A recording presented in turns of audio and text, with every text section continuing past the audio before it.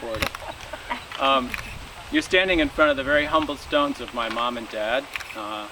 At the time my mom died in 1960, the family income was $1,500 a year on our little dairy farm where we milked 24 head.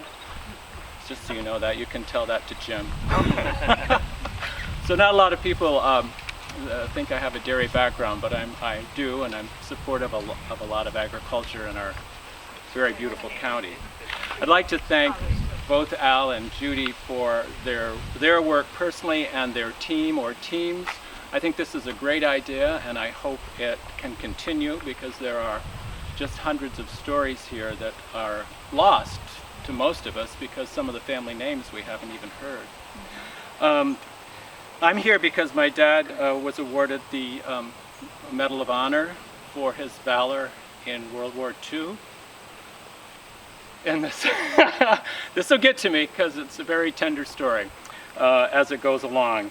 The Medal of Honors in World War II, I'll just give you some basic facts. There were 473 awarded. There were 13 million soldiers.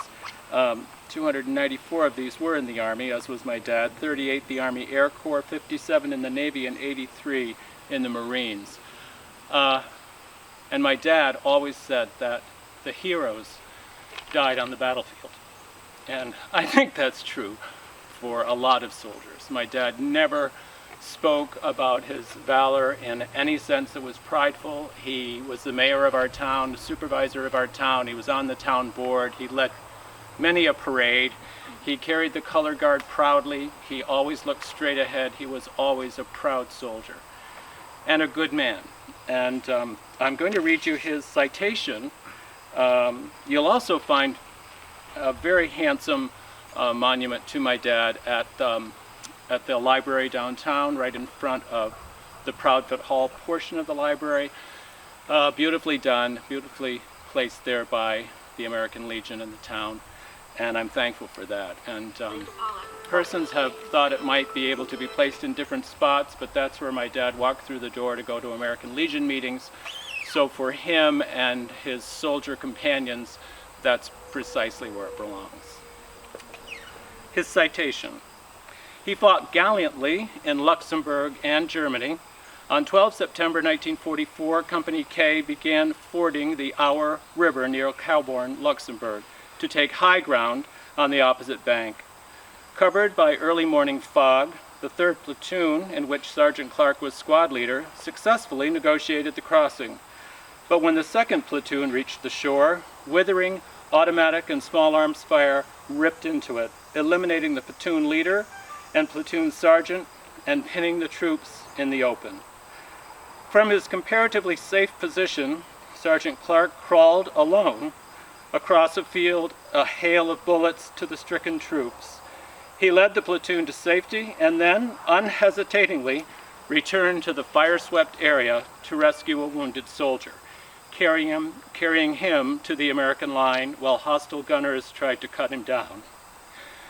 Later, he led his squad and men of the 2nd Platoon in a dangerous sortie against strong enemy positions to weaken them by lightning-like jabs. He assaulted an enemy machine gun with hand grenades, killing 2 Germans. He roamed the front and flanks, dashing toward hostile weapons, killing and wounding an undetermined number of the enemy, scattering German patrols, and eventually forcing the withdrawal of a full company of Germans, heavily armed with automatic weapons. On 17 September, near Svenig, Germany, he advanced alone against an enemy machine gun, killed the gunner, and forced the assistant to flee.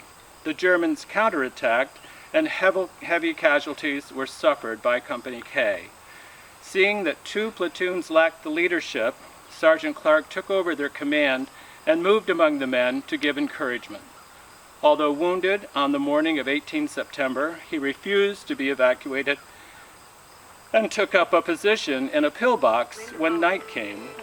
Emerging at daybreak, he killed a German soldier, setting up a machine gun not more than 5 yards away.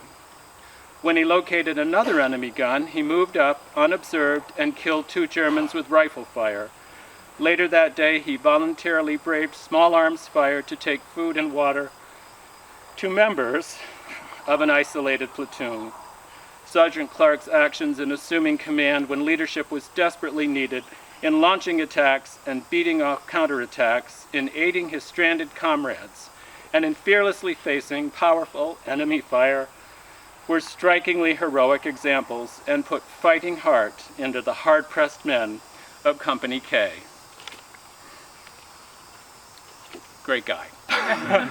Great soldier, good man, humble, kind, funny, and in a loving marriage to my mother, who died at 1960 at 40 after 17 years of marriage. That was another dramatic time for my dad, and I did some research this morning, and in a study or an analysis of 55 million soldiers from 1979 to 2014, it was found that approximately 20 veterans a day commit suicide. And whew, here lies one of them. My dad took his life on October of 1981. And all I ask of you is that you be aware that the soldiers around you, some you don't even know, some who seem to be in a wonderful place, in a wonderful state of mind, and pray God, almost all of them are, pray God one day all of them will be, but behind those eyes there may be a very troubled person. So as Bette Midler's song says, say hello in there. Hello. Thank you.